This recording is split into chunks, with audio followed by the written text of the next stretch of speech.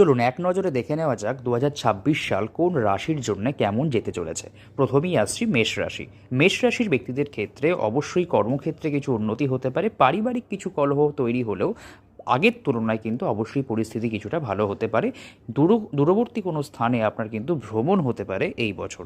বৃষ রাশির ক্ষেত্রে কর্মক্ষেত্রে উন্নতির যোগ থাকলেও স্বাস্থ্যগত কিছু সমস্যা আসতে পারে, অবশ্যই স্বাস্থ্যের দিক থেকে সতর্কতা অবলম্বন করতে হবে। মিথুন রাশির ক্ষেত্রে অবশ্যই ভালো সময়, অর্থনৈতিক উন্নতি হবে।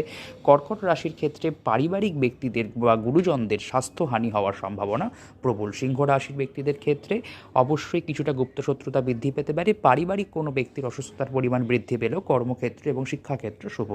তারপরে আসছি কন্যা রাশি। কন্যা রাশির ক্ষেত্রে অবশ্যই কিন্তু ভালো সময়, এবং তার পাশাপাশি কন্যা রাশির ব্যক্তিদের ক্ষেত্রে কোথাও না কোথাও গিয়ে কিছু আটকে থাকা কাজ কিন্তু এই বছর সম্পূর্ণ হতে পারার একটা সম্পূর্ণ যোগ আমরা দেখতে পাচ্ছি। তুলা রাশির ক্ষেত্রে কিন্তু অবশ্যই সুসময়ে নবম ভাব থেকে দশম ভাবে আসবে বৃহস্পতি, কর্মক্ষেত্রে উন্নতি, নতুন কর্মপ্রাপ্তির যোগ অবশ্যই দেখা যাচ্ছে। বৃশ্চিক রাশির ক্ষেত্রে অবশ্যই বৃহস্পতি এখানে অত্যন্ত বড় একটা ভূমিকা পালন করবে। ভাগ্যভাবে বৃহস্পতি উচ্চস্থ হবে মে মাসের পর থেকে 2026 সালের, অবশ্যই তারপর থেকে বৃশ্চিক রাশির একটা ভালো সময় শুরু হবে। ধনু রাশিরও প্রায় তাই, ধনু রাশিরও মোটামুটিভাবে মে মাসের পর থেকে একটা ভালো সময় শুরু হওয়ার মতো সম্পূর্ণ যোগ দেখা যাচ্ছে। মকর রাশির ক্ষেত্রে একটু চাপ সময় থাকবে, কিছুটা স্বাস্থ্যগত সমস্যা এলেও পরবর্তী সময়ে ব্যক্তিগত জীবনের জায়গায় যে অশান্তিগুলো যারা ফেস করছিলেন তাদের কিন্তু অনেকটাই উন্নতি বা ইমপ্রুভমেন্ট হতে পারে।